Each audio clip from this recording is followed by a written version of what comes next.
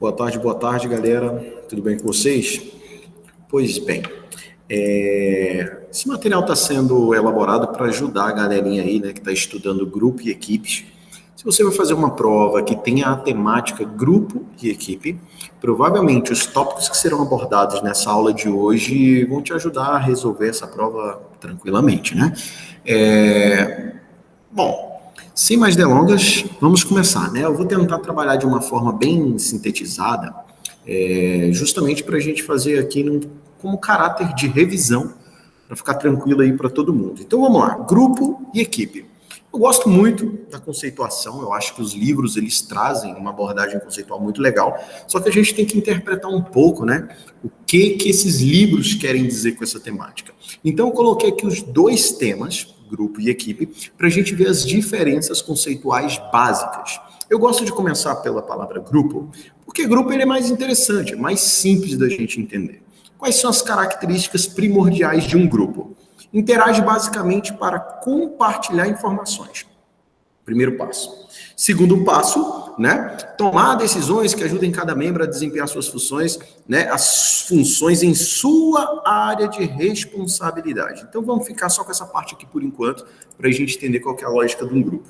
Um grupo, quando ele é criado, a essência dele é meio que cada um por si, porém vamos compartilhar informações para que todos sejam beneficiados. Por exemplo, vamos imaginar um grupo de estudos. Vamos juntar 4 pessoas, essas 4 pessoas vão estudar para um vestibular, por exemplo, e elas vão montar um grupo de estudos. O que essas pessoas vão fazer? Elas vão se reunir e elas vão compartilhar informações. Ou seja, a gente vai compartilhar o nosso PDF, a gente vai compartilhar a nossa videoaula, a gente vai até compartilhar alguns conhecimentos, né? Alguns macetes e tal. Até aí, tudo certo. Porém, o detalhe significativo do grupo é que esse compartilhamento de informações, ele vai beneficiar cada membro. Ou seja, a responsabilidade, no caso de um grupo, ela é individualizada. Como o exemplo que eu dei, né, um grupo de estudos para uma prova de vestibular. Significa que eu vou juntar com 4 pessoas, nós vamos montar um grupo de estudos, nós vamos compartilhar materiais, compartilhar PDFs, nós vamos compartilhar videoaulas, mas na hora da prova é cada um por si. O resultado da prova ele é individual. As consequências positivas ou negativas, elas são individuais. Então, dentro desse contexto, num grupo a gente compartilha informações, porém, os resultados, as responsabilidades, o mérito ou o demérito, ele é individualizado. É o que aconteceu no caso do grupo de estudos. No caso da equipe, como é que funcionaria a equipe? A equipe ela tem algumas palavrinhas interessantes. Começa aqui o conceito falando, gera sinergia positiva. Ok, sinergia positiva. Wesley, e o que é essa tal dessa sinergia positiva? Galera, para quem está viajando um pouquinho, eu vou até colocar aqui essa palavrinha que talvez ajude. Seria um envolvimento. Pronto. Então significa que na equipe a gente tem aqui um envolvimento que ele é positivo. Entende? A gente gera esse envolvimento positivo, de certa forma, e aí existe um esforço coordenado. O que isso quer dizer? Que para esse envolvimento ser positivo é necessária a figura de alguém para coordenar esses processos. Pode ser a figura de um líder, pode ser a figura de um chefe, enfim, não vamos entrar nesse mérito. Mas existe a necessidade de alguém coordenar esse esforço, né, que ele é gerado por meio desse envolvimento entre as pessoas, e essa coordenação de esforço, ela vai gerar um resultado com um nível de desempenho maior que a soma das entradas individuais. O que eu gosto de livro, né, é que eles usam os termos assim que a gente olha e fala, cara, não entendi, não ficou claro. O que quer dizer isso aqui? Vamos imaginar a seguinte situação, vamos pensar num time de futebol. Um time de futebol é um excelente exemplo de equipe. Qual que é a essência de uma equipe? São pessoas juntas, só que essas pessoas, elas trabalham em prol de um objetivo uno, ou seja, o mesmo objetivo para todos. É o que acontece no caso de um time de futebol. São 11 jogadores jogando em prol da vitória do time. Até aí tudo certo. Para esse time fluir legal, é necessário que haja um envolvimento positivo, uma sinergia positiva. Dentro aí do contexto do futebol, a galera chama isso aí de entrosamento, né? O time ele tá bem entrosado, né? As habilidades precisam se complementar para que a gente consiga atingir o nosso resultado, né, proposto. E para que isso aconteça, é necessário haver uma coordenação dessas tarefas. Essa coordenação, geralmente, num time de futebol, é feita por meio da figura do técnico.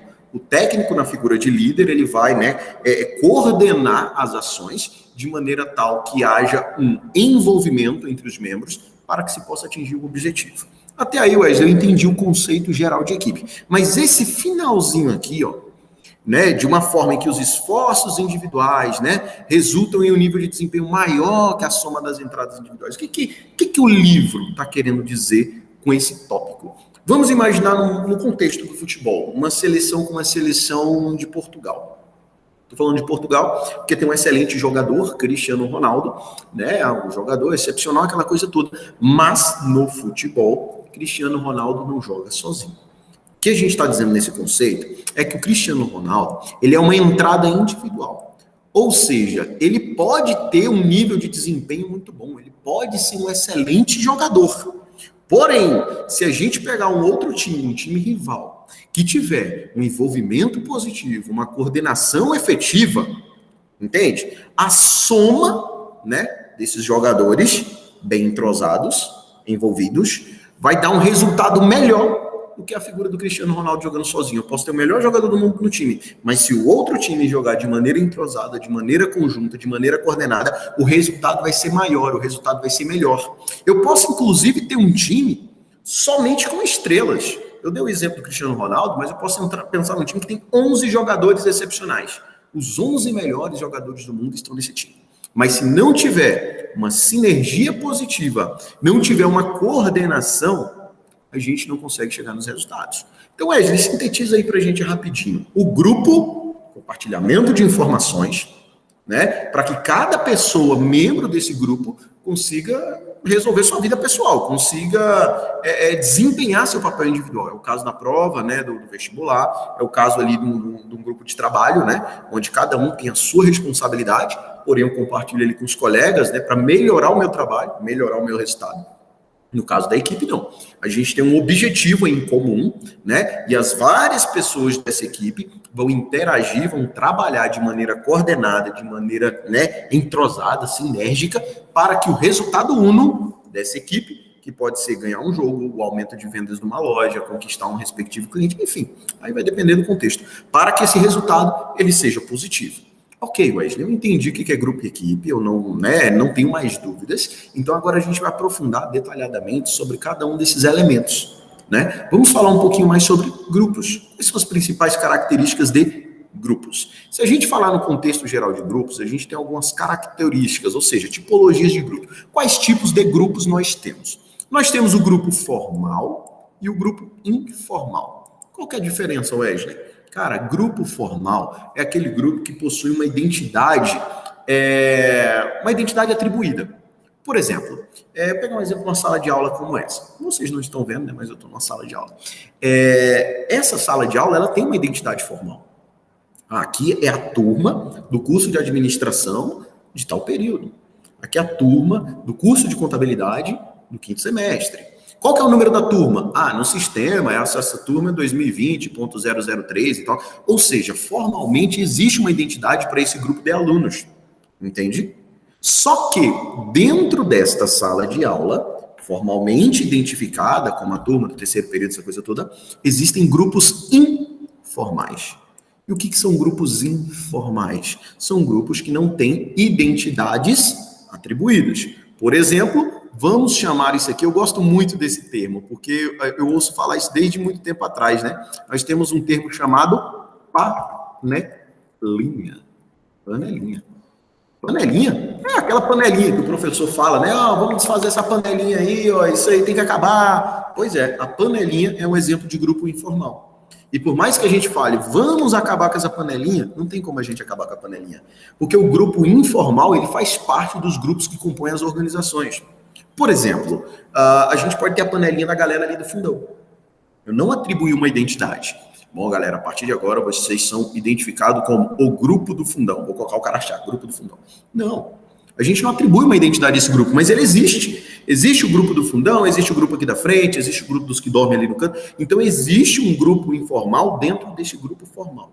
Então, por exemplo, um grupo informal, você pode ter o seu grupo de amigos. A gente não tem uma identidade, hashtag nós somos os amigos da... Não. Isso é um grupo informal, geralmente ele é formado em função das características individuais, das familiaridades, do contexto social. Geralmente a gente se junta com pessoas que têm similaridades, né, com a gente. No meu grupo informal aqui, são as pessoas que gostam de jogar videogame, os outros ali gostam, então a gente anda junto e tá tudo certo. Um grupo informal. Então, só recapitulando, o grupo formal possui uma identidade clara e atribuída. Grupo informal, ele não tem essa identidade e ele é criado em função do contexto social, dos costumes culturais de cada grupo de pessoas. Até aí, tudo certo. Só que aí nós podemos ramificar também em alguns grupos, como chamado grupos de comando, grupos de tarefa e grupos de interesse. Quando a gente fala de um grupo de comando, a gente pode pensar numa estrutura organizacional. Por exemplo, eu posso fazer isso aqui, para quem já estudou estrutura organizacional, provavelmente lá em fundamento de administração, TGA, enfim, você vai ver que existe uma estrutura organizacional. E eu posso criar uma estrutura organizacional onde eu falo, olha, dentro desse grupo, eu tenho uma pessoa aqui, né, que é o Claudinei, e Claudinei, ele será o responsável por esse grupo. Ele será, né, o líder, o chefe, enfim, deste grupo. Ou seja, ele irá comandar as diretrizes, os processos que serão realizados nesse grupo. Então a gente pensa num grupo de pessoas que estão reunidos, compartilhando informações e estão sob o comando de uma pessoa específica. Ok, a gente vê isso dentro das empresas. A gente pode pensar no grupo de tarefas. Como, por exemplo, o que seria um grupo de tarefas? Um processo específico. Vamos montar um grupo para desenvolver o projeto XYZ. Entende? Uma tarefa em específico, a gente estrutura um grupo para que esse grupo possa compartilhar informações, né? No final das contas, é cada um responsável pela sua área de atuação, mas o foco aqui é uma tarefa, é um processo específico, que pode ser, inclusive, um projeto. Entende? Comando, geralmente, a gente pensa na ideia de um processo, algo cíclico, rotineiro, e tarefas, a gente pensa em um projeto. Algo temporário, algo exclusivo. Só que nós também temos os grupos de interesse. Grupo de interesse são assuntos que são do interesse de todos os membros desse grupo. Por exemplo, eu posso ter um grupo de pessoas interessadas em compra e venda de artigos usados. Se você entrar lá no Facebook, por exemplo, você vai ver uma série de grupos de interesse. Isso aqui é um grupo de pessoas interessadas em ajudar o próximo. Isso aqui é um grupo de pessoas interessadas em religião. Então, o interesse, os membros desse grupo, eles possuem, né, uma característica em comum. E essa característica em comum vai constituir esse grupo de interesse. E nós temos o grupo de amizade. O grupo de amizade é o grupo de amigos. Eu posso até dizer que o grupo de amizade poderia ser um exemplo de grupo informal. Eu tenho um grupo informal de amizade, que são meus colegas ali da rua, os colegas do futebol, os colegas da faculdade, enfim. Então, dentro das tipologias de grupo, grupos formais e informais, grupos de comando, tarefa, interesse, inclusive grupos de amizade. Até aí tudo beleza, Wesley. E quanto à duração, como é que podem ser os grupos? Os grupos podem ser permanentes ou temporários. Permanentes ou temporários?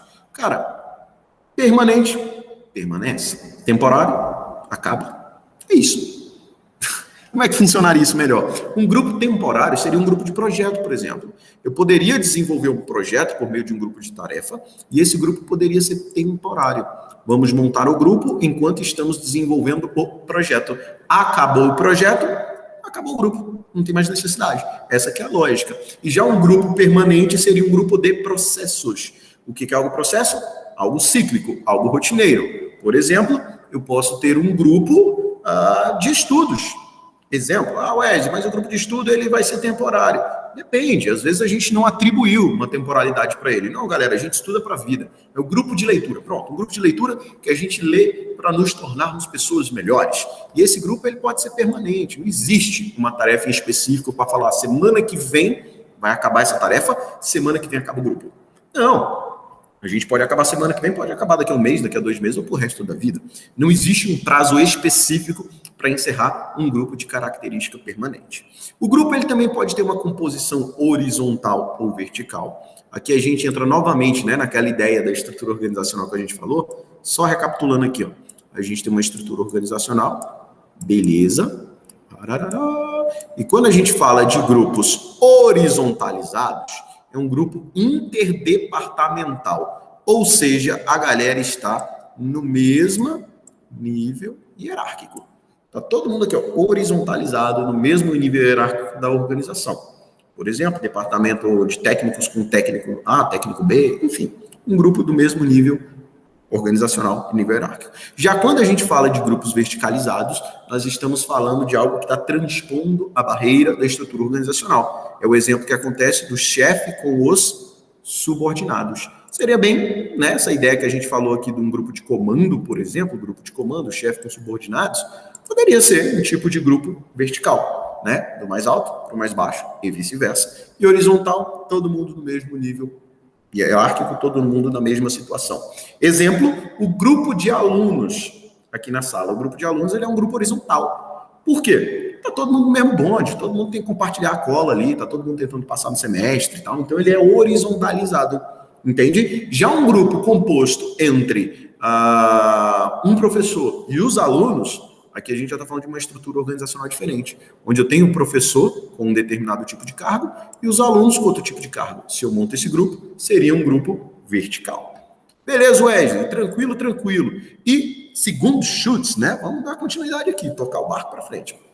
Na ótica de Schutz, o grupo, né, para a coisa funcionar legal e tal, a pessoa ela precisa de uma necessidade de aceitação.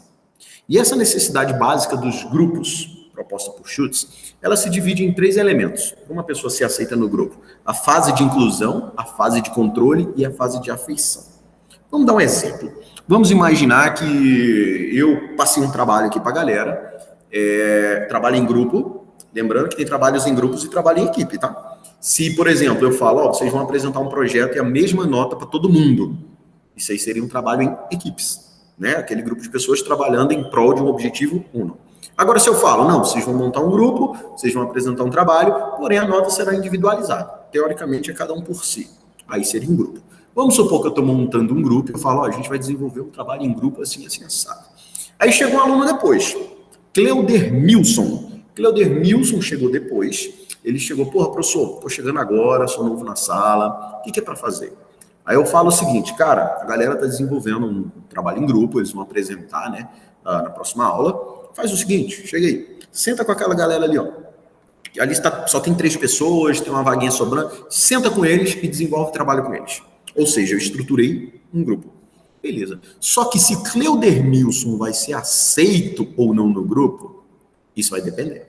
Vai depender do quê? Dessas necessidades básicas propostas por Schutz. Isso vai depender de todo esse processo. A primeira fase é a fase de inclusão, que é aquele momento que a gente vai incluir Cleuder Milson no grupo. Essa inclusão pode ser formal ou não sancionada.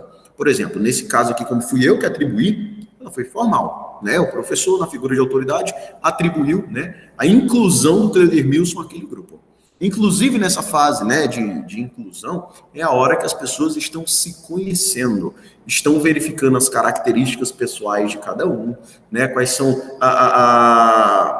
os comportamentos, quais são as habilidades de cada um. Então, aquela primeira fase é a fase do conhecimento. É aquele momento em que Cleuder Milson ele chega no grupo e fala, então, galera, prazer, eu sou o Cleuder Milson, vou fazer o trabalho aqui com vocês, o professor pediu. O que é para eu fazer? Como é que está o trabalho? O que vocês já fizeram? O que está rolando? Ou seja, está na fase de inclusão, ele está conhecendo a estrutura do grupo.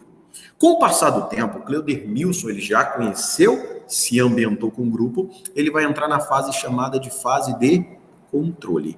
A fase de controle seria uma disputa por papéis. O que seria disputa por papéis?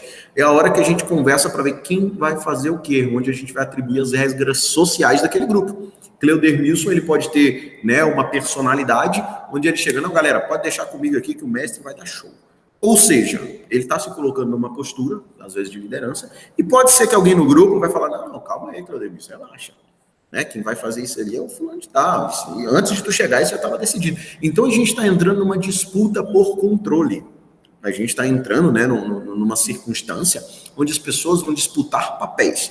Cleuder Milson entendeu as características do grupo e ele está disputando o espaço dele dentro do grupo, por meio do que ele vai fazer, as tarefas que ele vai fazer, quem são os líderes e liderados do grupo, nessa fase de determinação. Mas isso ainda não significa que o Cleuder Milson foi de fato aceito no grupo. Por quê? Porque pode acontecer na hora, por exemplo, do lanche, da galera falar, mano, bora lanchar, mas não chama esse bicho não, cara. Esse bicho aí, sei lá, né? Ninguém conhece esse bicho, não foi nunca com a cara desse bicho. Ou seja, ele ainda não foi aceito. Ele não faz parte efetivamente desse grupo. Por quê? Porque além da inclusão e do controle, é necessário haver a afeição. E o que é afeição? A afeição está ligada a afeto e o afeto está ligado a gente gostar ou não de alguma coisa. E aí, será que a gente gostou do Cleudermilson ou não? Será que o santo bateu ou não bateu? Pode acontecer de a galera falar, e aí, o novato aí? Pô, o novato é gente boa, pô. A gente trocou ideia, inclusive era exatamente o que a gente estava precisando, pô. Ainda bem que ele chegou. Pode ser. Se isso rola, Cleudermilson é aceito no grupo e tá tudo certo. Mas pode acontecer também na galera, não, cara, gostei desse cara não, o cara é mó folgado, mano. O mano chegou agora, já quer sentar na janela. Não fui com a cara dele, não. Acho que o santo não bateu. Ou seja, faltou o afeto, faltou a gente gostar da figura do Cleudermilson, e se não rolou esse clima de afeto, Cleudermilson não foi aceito no grupo. Então, existem alguns processos que são necessários para a gente efetivamente incluir um membro dentro desse grupo, né, de desenvolvimento de uma tarefa específica, que foi esse exemplo desse grupo aí que eu atribuí. E se a gente voltar na classificação, o grupo para esse trabalho, ele seria um grupo horizontal, o que é entre alunos, ele seria um grupo temporário, o que é só enquanto estamos desenvolvendo o trabalho, e ele é um grupo de tarefa, porque eu atribuí uma tarefa específica para a galera. Inclusive, eu posso categorizar ele como um grupo formal, por exemplo, grupo A, grupo B, grupo C. Perceberam como é que a gente consegue colocar uma série de classificações dentro do mesmo grupo? E, de repente, se você vai fazer uma prova, pode ser que a galera misture tudo isso. Explique uma situação como essa que eu coloquei e fale, isso se trata de grupo formal, informal, de tarefa, de interesse, de comando, horizontal, vertical, temporário, permanente. E as fases de inclusão, ele foi incluído? Ele não foi incluído? Por quê? Entende a quantidade de perguntas que podem ser colocadas dentro somente dessa classificação de grupos? É por isso que é importante a gente fazer uma revisãozinha nesse tópico, né? Vamos adiante. Fenômeno do pensamento grupal. O que é isso? Isso eu costumo chamar de miopia. O que é uma miopia, galera? Miopia é quando a gente não enxerga direito, né? Quem é míope tá ligado. Ah, eu sou míope, eu não enxergo direito. Eu não enxergo as coisas com clareza. Eu não enxergo as coisas como de fato elas são. Por que eu tô falando isso? Porra, acabou com os míopes, né? Porra, professor, eu sou míope, mas também não é assim. Não, mas por que eu tô dando este exemplo? Porque o fenômeno do pensamento grupal é justamente essa situação onde, por causa do grupo social que a gente está incluído, a gente não raciocina adequadamente, a gente não pensa adequadamente. A gente só vai com o bonde, a gente e Maria vai com as outras. Isso é comum. Por exemplo, ó, o grupo toma decisões erradas devido às pressões grupais. Ou seja, às vezes no grupo pode ter até uma pessoa bem sensata, né? Às vezes o Cleudermilson, que acabou de entrar no grupo, ele é um cara bem sensato. Ele é um cara que, dependendo do contexto, ele, olha, bicho, eu não concordo com o que está sendo feito, não. Ó. O professor explicou de outra forma e vai dar ruim do jeito que vocês estão fazendo aí, não vai, né? Não vai rolar. Só que, às vezes o grupo chega, não, Cleudermilson, relaxa, pô. A gente sempre fez assim, nunca deu nada, nunca deu estresse, é tranquilo. Então, o que acontece nesse exemplo? Uma decisão pode ser tomada de uma maneira errada, uma decisão pode ter sido tomada de uma maneira errada por conta de uma pressão grupal. A gente cedeu ao que o grupo falou. Sabe quem cai muito nisso aqui? Adolescente, né? A gente conhece os adolescentes, e adolescente tem muito isso, de tomar uma decisão errada porque os coleguinhas e tal o influenciou. E quando a gente fala de decisão errada, a gente pode falar no contexto errado de diversas formas, como, por exemplo, no contexto cultural no qual a pessoa está inserida. Por exemplo, beber álcool, né? Consumir ali a cervejinha, um vinhozinho, caipirinha, caipirosca, tal, gin, essa coisa toda.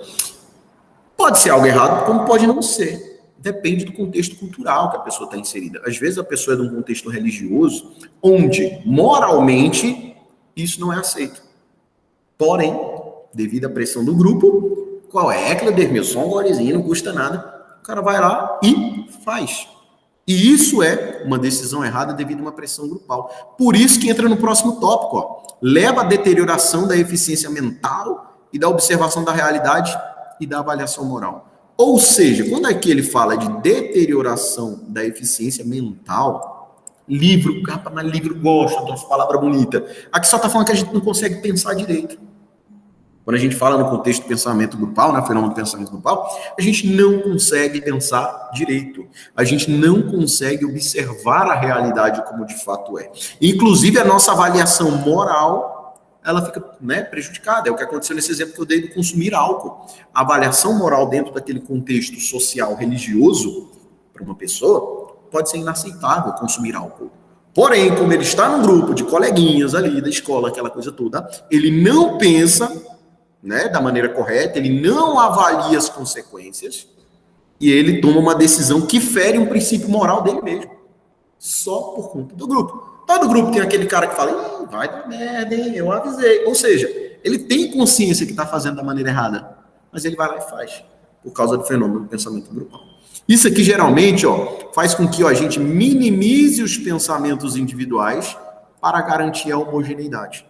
Ou seja, às vezes uma pessoa dentro do grupo ele tem uma opinião diferente, né? Isso, ele tem um tipo de pensamento, tem uma filosofia de vida, porém a gente minimiza todos esses elementos para que se possa garantir um grupo mais coeso, um grupo mais homogêneo. A gente vira uma média do grupo.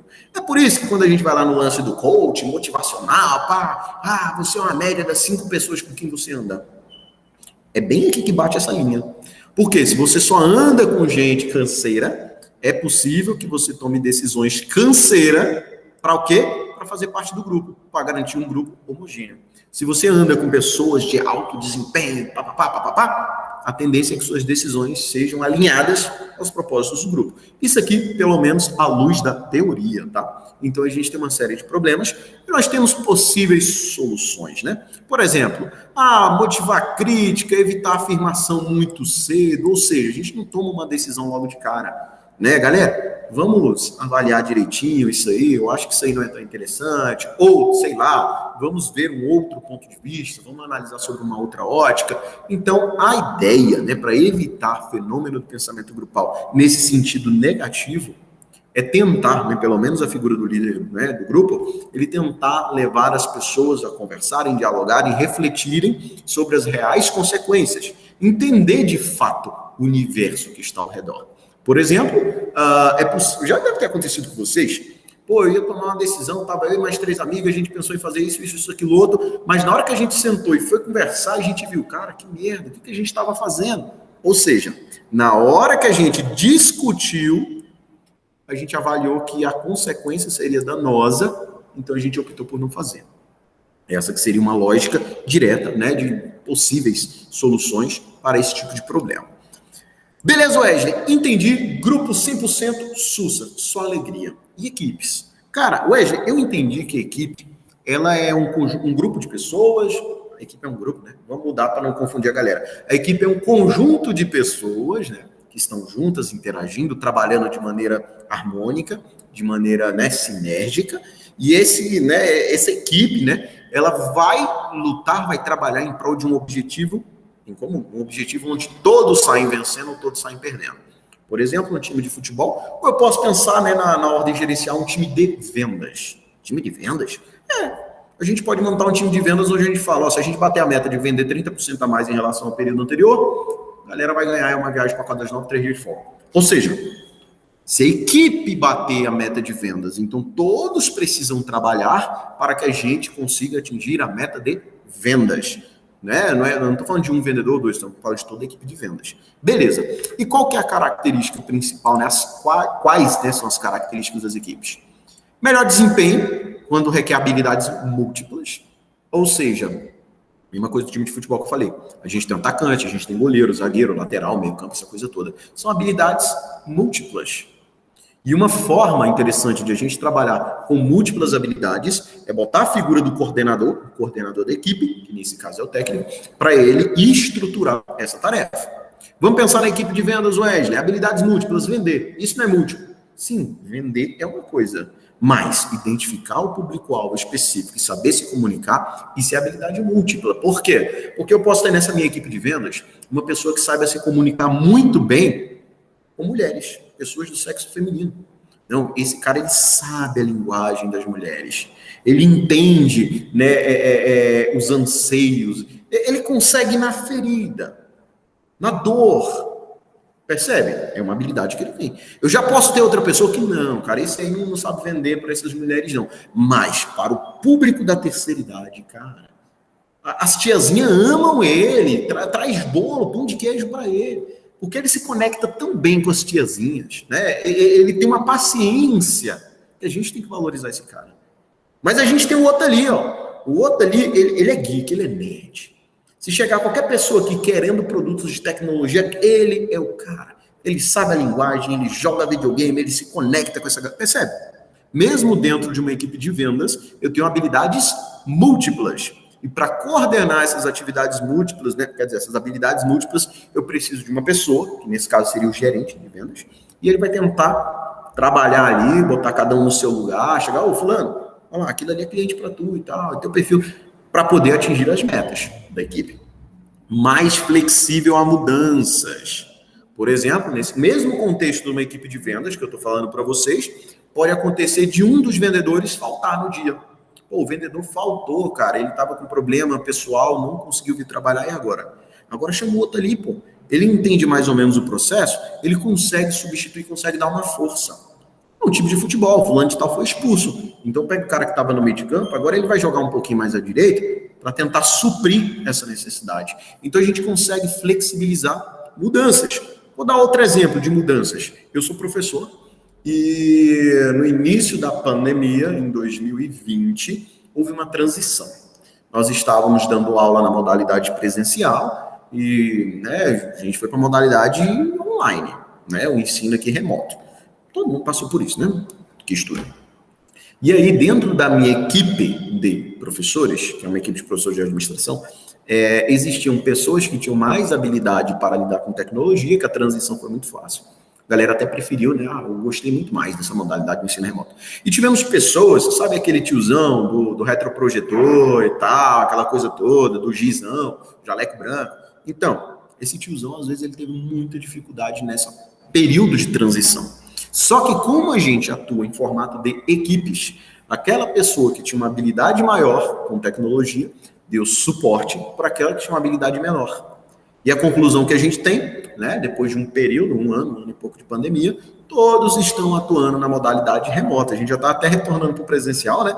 Mas essa flexibilidade se deu por conta do trabalho em equipes, onde as pessoas se ajudaram, as habilidades se complementaram com a finalidade de quê? Com a finalidade, basicamente, de gerar resultados positivos para a equipe. Mais eficaz para gerenciar o envolvimento e promover a diversidade. Cara, promover a diversidade é uma palavra-chave quando a gente fala no contexto de equipes. Por que promover a diversidade é uma atividade chave quando a gente fala no contexto, né, de equipes? Porque o foco da equipe não são as características individuais de cada um, mas são as habilidades que podem ser utilizadas para contribuir com o processo. Por exemplo, nessa equipe de vendas que eu estou dando aí, não importa se é homem, se é mulher, se é branco, se é preto, o que importa é qual é a sua habilidade de vendas. Você sabe vender? Quer ver um exemplo de diversidade que eu acho sensacional? Estou dando muito exemplo de time de futebol, que eu acho que é o melhor exemplo que a gente tem para falar de equipe. Pega um time europeu. Time europeu, exemplo, um Barcelona. Cara, tem jogador de todas as etnias de qualquer lugar do mundo. Porque a característica primordial lá não era a cor, não é a origem, é saber jogar bola, saber jogar na posição ao qual ele foi contratado. Então isso é uma promoção de diversidade, porque o foco está no resultado, não apenas nas características individuais de cada um. E claro, né, uma equipe, pelo fato da galera estar trabalhando de maneira sinérgica, pode gerar, né, a troca de afeição. As pessoas podem gostar, né, uns dos outros. Dentro de uma equipe, por exemplo, a minha, que é uma equipe de professores de administração, a gente tem uma sintonia ali, eu posso gostar de umas pessoas, né, até se tornaram amigos pessoais alguns, então isso é possível quando a gente fala no contexto de equipes. Vamos lá, desenvolvimento das equipes. Existe uma fase para a formação e criação dessas equipes. Assim como a gente falou no grupo, né, aquela fase ali de chutes, que a gente falou bem aqui, ó, o processo de aceitação, na equipe também existem processos similares. Então, como é que funciona as fases do desenvolvimento da equipe? Segura um pouquinho, tá quase acabando. Né? Pô, Wesley, tu falou que ia ser um resumão rápido. Sim, isso aqui é um resumão rápido, né? A gente poderia aprofundar muito mais, mas estamos resumindo aí. Então, bora lá. Primeira fase é a fase de formação. É o momento que eu vou montar a equipe. Galera, vamos montar uma equipe de vendas aqui. A nossa loja não estava com resultados muito legais.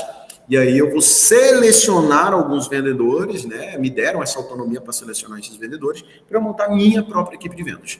Então vamos lá, eu quero na minha equipe. Ele, ela, ele. Pronto, montei minha equipe de venda, formei a equipe. Isso aqui é uma fase de incertezas e definição de propósito. Por quê? É aquela equipe que ninguém sabe o que vai acontecer direito, ninguém sabe exatamente qual o propósito exato daquilo. Um olha para o outro, e aí, cara, porra, tu trabalhava na loja, eu nunca nem tinha te visto aqui. Não, eu era de outro departamento e tal. Pô, interessante. E será por que estão chamando a gente aqui? O que tá rolando aí? Aí sempre chega aquele desavisado, e aí, galera, cheguei agora, o que tá pegando? Ou seja, a gente está em incerteza, a gente não sabe exatamente o que está acontecendo. Definição de propósito. Pô, cara, eu acho que a gente está aqui, porque tu lembra que o diretor falou, né, que a gente tinha que aumentar em 30% as vendas? Eu acho que a galera está querendo estruturar uma equipe para a gente conseguir alcançar essa meta. Então, o que a galera está fazendo? Identificando os propósitos e tentando minimizar as incertezas. Aí a gente entra no segundo ponto da minha equipe, que é o quê? Tempestade ou tormenta. Isso aqui é o quê? Disputa por papéis, questões de controle. É aquela hora que começam os conflitos. Né? Todo lugar onde tem pessoas tem conflito. O pau quebra mesmo, rapaz. O ser humano é o bicho do barraco, né? É aquela hora que o cara chega. Galera, eu acho que é legal a gente fazer assim, assim, assado. Aí chegou, nada a ver, velho. É óbvio que não tem como dar certo do jeito que tu tá falando. É melhor a gente fazer... Ou seja, as pessoas começam a entrar em conflitos. Isso é super normal. A gente vê disputa por controle. Entende? Onde a pessoa fala, eu acho que se fizer do meu jeito vai ser legal, o outro, não, se fizer do meu jeito, e a galera começa a disputar para ver quem tem mais liderança, quem é liderado, a gente começa a disputar os papéis dentro da equipe, né? Eu acho que essa pessoa serve melhor para fazer isso, aquilo, outro. Não, esse aqui é caladinho, ele serve mais para fazer outra tarefa. Então a gente ainda está nesse primeiro momento de conhecimento entre os membros da equipe. E aí a gente caminha para a fase de normatização.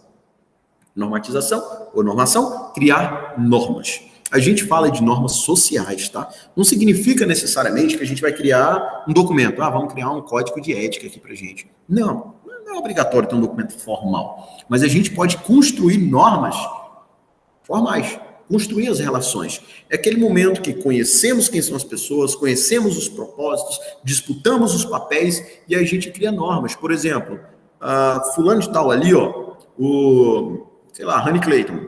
Honey Clayton, ele é o cara da TI, mano. A gente viu que ele tem uma pegada para TI. Qualquer assunto de TI, a gente manda para Honey Clayton. Ou seja, já está começando a se tornar uma norma. Qualquer assunto de TI, a gente manda para o Honey Clayton. Ele é o cara da TI. Mas a gente também tem o Radegondes. O Radegondes é o cara que vai lidar com o público feminino. Porque o Radegondes, ele tem uma conexão e tal. Ele tem 7 filhas, né? Então ele sabe como é que... Ou seja, pela norma, Radegondes é o cara que vai lidar com esse público. Então, o que a gente está fazendo? Criando uma norma social. Né? A gente está construindo. Tanto é que isso começa a virar até lei no propósito. Por que tu atendeu? Não é o Radegondes que tinha que atender? Tá vendo? Não está no código. Mas a gente normatizou. Né? A gente criou uma estrutura. E aí a gente entra na fase de desempenho, que é o processo da realização da tarefa, propriamente dito. Pode ser que eu criei uma equipe temporária, por exemplo, para o ano de 2021, para a gente bater as metas no ano de 2021. Quando acabar 2021, a gente refaz nosso planejamento, a gente pode até desestruturar essa equipe, montar outras equipes, abrir uma filial, levar alguns membros para outra filial, enfim. E aí é por isso que depois do desempenho entra a fase do quê? Interrupção ou desintegração, que é a conclusão normal, o fim das atividades da equipe. É uma equipe temporária que tem essa finalidade aí. Então, quando a gente fala das fases do desenvolvimento da equipe, a gente vai seguir todos esses passos. Wesley, mas eu montei a equipe e a gente não sabia disso, não. Cara, a gente pode não saber teoricamente, mas a gente passou por todas essas etapas na hora de lidar com uma equipe. A gente só estuda a teoria, porque se a gente sabe em que fase está, né, em que fase a equipe está, a gente consegue gerenciar melhor. Às vezes eu estou numa situação que é justamente situação de tempestade, e eu sou o gestor da equipe, e eu sei disso, eu entendo. Não, cara, é normal, isso aí é uma fase, aquela fasezinha de estresse. Eu só vou tentar, né, mediar o conflito ali, mas eu sei que é normal haver esse conflito durante essa fase. Entende? É para isso que a gente estuda a teoria. Vamos adiante. A gente tem um famoso modelo do equilíbrio pontuado.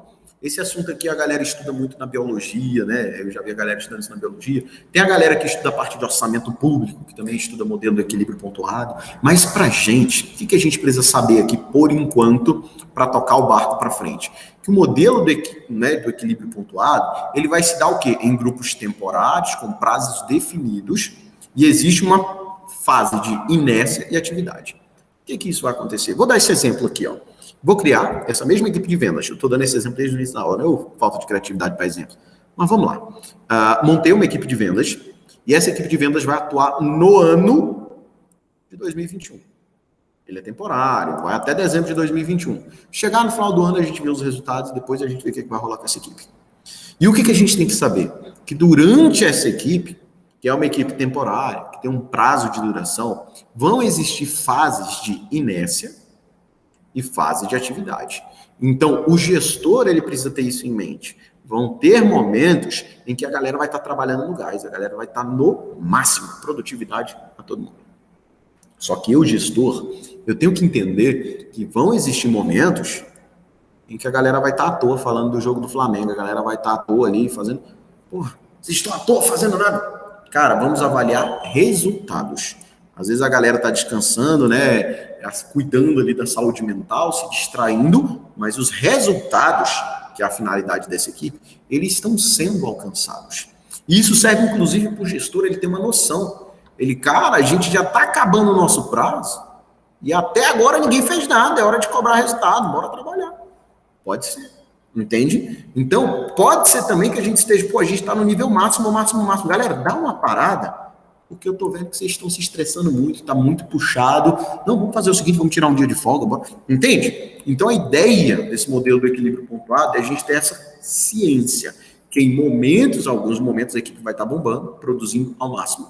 Em alguns momentos essa equipe vai estar na fase de inércia, ela vai estar parada, ela não vai estar produzindo. E o gestor, né, de toda essa equipe, ele precisa entender esses momentos para puxar a galera para trabalhar. Bora, galera, o prazo está encerrando. Como? Para dar aquele momento de pausa. Galera, vamos fazer o seguinte, não tá rolando, todo mundo cansado, vamos dar uma pausinha aqui, bora ali no happy hour. Entende? O gestor tem esse papel. Tem gente que pensa que ser gestor é a coisa mais fácil do mundo, né? Ser gestor é tranquilo, é só mandar, ficar de boa no ar-condicionado e tal. Mas vocês estão vendo que tem que ter uma gama de conhecimentos para poder gerenciar pessoas, porque o gestor, ele gerencia pessoas. Então esse processo aqui, ele tem que ter essa noção, nem que seja de maneira involuntária. Beleza? Wesley, estou montando a minha equipe de vendas. O que eu tenho que levar em consideração? A gente vai levar em consideração as habilidades de cada um. Quais são as habilidades individuais? É aquilo que eu falei. Tem a pessoa ali da TI, que é uma habilidade. Tem a pessoa ali para o público mais velho, mais novo, tal. Então a gente escolhe as habilidades que são úteis para a nossa equipe. Valorizar a diversidade, porque a diversidade é um dos motores da criatividade. Entende? Quanto mais diversa, mais contextos sociais a gente tiver, mais a gente consegue ser criativos para resolver os problemas. Porque mais ideias surgem, porque são pessoas com culturas diferentes. Tamanho das equipes. Cara, é difícil a gente gerenciar equipes grandes. Quando a gente tem equipes muito grandes, é recomendado a gente montar micro equipes. Eu tenho equipe de 100 pessoas. Meu Deus, como é que gerencia uma equipe de 100 pessoas? Vamos dividir em 10 pequenos grupos de 10 pessoas.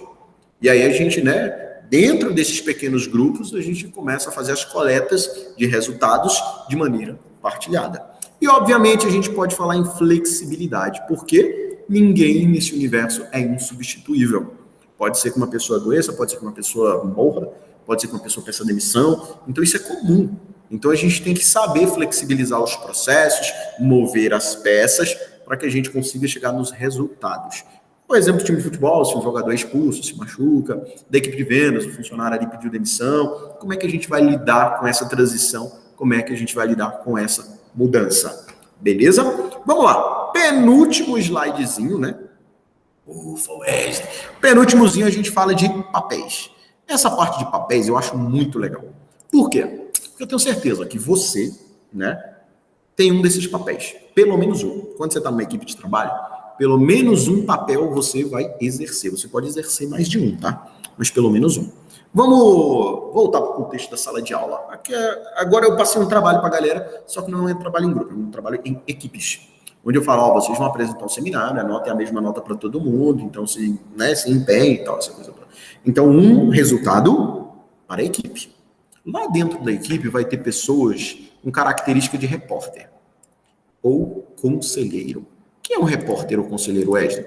É aquele cara que tem o costume de buscar e fornecer informações.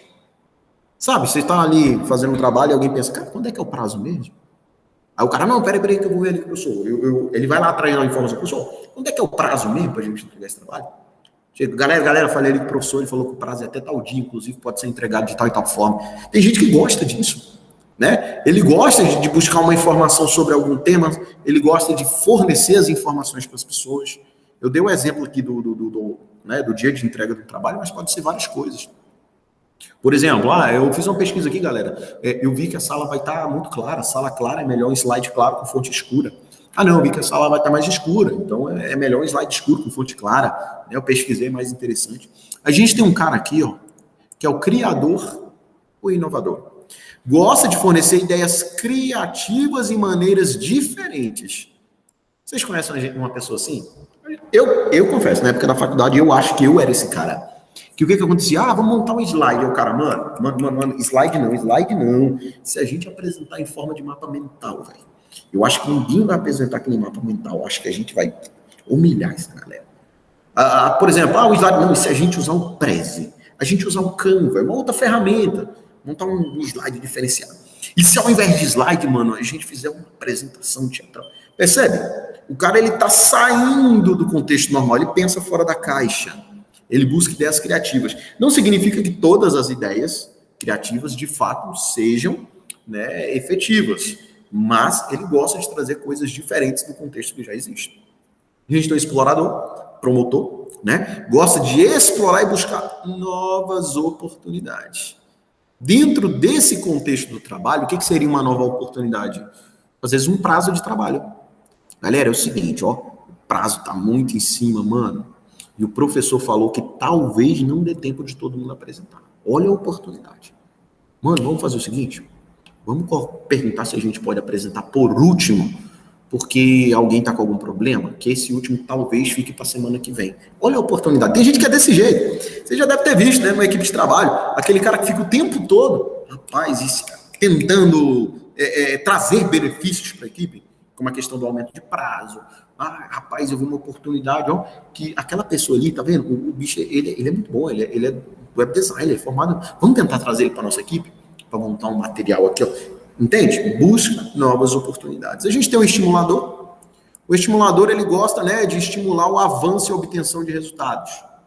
É o cara que cobra resultados. E aí, galera, como é que tá o trabalho aí? Tá rolando? Tá rolando? O prazo tá quase acabando, né? A gente já fez uns 70%. Bora lá, bora empenhar, bora caminhar. Quanto antes a gente terminar, antes a gente fica de boa, tal, a gente sai tomar um café lá embaixo. Então, ele gosta de trazer esse viés motivacional para a equipe. A gente tem um finalizador, também chamado de produtor. Sabe aquele cara que não confia nos demais colegas? Geralmente é esse aqui, É aquele cara, galera, vocês terminaram o trabalho? Não, então passa para mim aqui que eu vou fazer uma revisão ortográfica rapidinho. Não tem problema, eu faço a revisão. Manda o slide também que eu vou dar uma formatada final, né? Eu vou colocar um detalhezinho. É aquele cara que ele gosta de trabalhar dessa maneira sistemática. Ele é o cara que às vezes gosta de sentar sozinho, só para concluir alguns processos, né? Ele é mais centrado. Às vezes é um grupo ali da zona, ele, não, galera, é o seguinte, qualquer coisa, eu tô lá na biblioteca, eu vou sentar um pouquinho lá na biblioteca para tentar entender direitinho, para estruturar melhor o processo. Então faz parte. Finalizador, produtor. A gente tem aqui, controlador e inspetor. Gosta de focar em aspectos de controle, detalhamento. É o cara que constantemente fica lembrando as regras. Galera, vocês estão viajando um pouco, vocês estão ligados, né, que o professor pediu assim, assado. Só são 15 páginas. Está extrapolando as 15 páginas. Tem alguma coisa errada. A gente está extrapolando a regra. Vocês estão lembrados que são só 15 minutos de apresentação? Eu acho que não vai dar tempo não, hein? Se a gente, né, não organizar direitinho, a gente vai extrapolar o limite dos 15 minutos. Então, ele gosta de focar na regra, né? E relembrar a galera, sempre atualizar a galera sobre as regras, o aspecto de controle, o que não pode ultrapassar e os aspectos mínimos e máximos da tarefa. A gente tem um mantenedor, apoiador, que defende padrões e valores, além de manter a excelência da equipe. Por exemplo, nessa mesma equipe de trabalho, o cara pode pensar, galera, vocês não vão entregar o trabalho desse jeito não, né? Vocês estão ligados que, porra, eu teria vergonha de entregar um trabalho desse jeito. Não, a gente tem que pelo menos dar uma formatada aí, pelo menos dar um grau, pelo amor de Deus, cara. Ou seja, gosta, né, de defender padrões e valores, excelência do trabalho, e a gente tem um elemento de ligação. Elemento de ligação geralmente é o cara mais interessante do grupo, quer dizer, equipe, né? Por que ele é um cara mais interessante? Porque às vezes a gente se perguntar o que esse cara fez, a gente sempre fala, fez nada. Entende? A gente nunca sabe exatamente o que esse cara está fazendo. Ele coordena, ele integra. Ele é o cara que chega aqui, e aí, Cláudio, tá precisando de alguma coisa? Não, pode deixar que eu vou ali na Xerox buscar aquilo ali para tu. Ele busca. E você, ô Claudinei, tá tranquilo? Tá na maciota? Tá precisando de alguma coisa? Não, ó, eu chamei ali o Cleitinho ele vai dar uma força aqui pra gente, ele é um cara da TI, pô. Ele vai ajudar a gente com essa parada. Ou seja, ele fica o tempo todo articulando. Às vezes a gente, o que esse bicho fez? Ninguém sabe exatamente o que ele fez. Mas ele articulou, ele coordenou, ele integrou, ele fez com que as partes se conectassem. Né? Então ele tem o seu papel. E como eu disse, eu posso ter várias pessoas, quer dizer, várias pessoas não, posso ter uma pessoa com várias dessas características. Eu posso ter, por exemplo, a mesma pessoa ser repórter e conselheiro. Eu posso ter uma pessoa aqui, que é finalizador e controlador ao mesmo tempo. Eu posso ter aqui, um elemento de ligação, que também é um estimulador. Então, esses papéis, né, uma mesma pessoa pode ter vários papéis dentro de uma equipe, mas normalmente os papéis vão se dividir dentro desse contexto. Beleza, Wesley? Entendi, só na alegria. Último slide, só para a gente finalizar, conclusão. Wesley, conclusão, grupo e equipe, o que você tem a dizer para a gente? Vamos lá, objetivo. No caso de um grupo, a gente está junto só para compartilhar informação. É o grupo do WhatsApp, o grupo do Facebook, a gente só compartilha informação. Para cada um se virar com essa informação. Beleza. Numa equipe, desempenho coletivo, a meta de vendas da empresa, a meta coletiva. A gente vai trabalhar em prol desse objetivo uno para todos. Sinergia e envolvimento.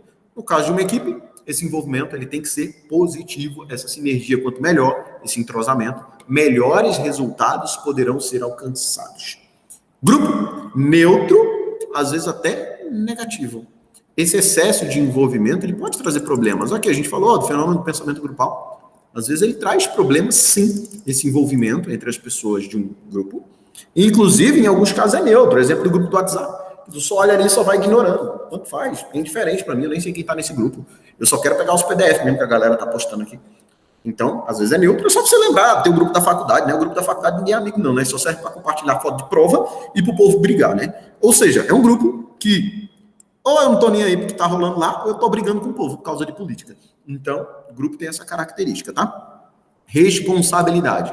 No caso do grupo, cada um por si, cada um responsável pelos seus resultados. Numa equipe, individual e mútua. Por que mútua? Exemplo, a equipe de vendas não bateu a meta. É mútua, a equipe, né, a culpa é de toda a equipe de vendas. Né? A galera toda não bateu a meta. Só que isso não significa que a gente vai ignorar a responsabilidade individual. A gente não bateu a metas porque o Claudinei não vendeu suficientemente. Porra, o Claudinei ele foi o cara que puxou o resultado da equipe para baixo. Então, o que a gente pode fazer com o Claudinei?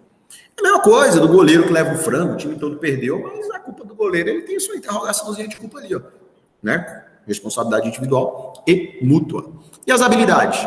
No caso das equipes complementares, né? As habilidades precisam um apoiar o outro, né? Cada um ajudando o outro para a parada chegar lá. Já no caso do grupo, é aleatório, é variado, a gente não tem uma preocupação tão grande assim com as habilidades na hora que a gente estrutura um grupo. Afinal de contas, se o resultado é individual, eu vou me preocupar com o meu resultado.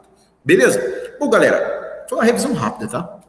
Mas eu espero que tenha ficado claro, que tenha ajudado vocês, né? Que caso surja alguma dúvida aí, que esse vídeo possa ajudar vocês a sanar a dúvida de vocês durante esse processo. No mais é isso, tá? Um grande abraço e tchau, tchau.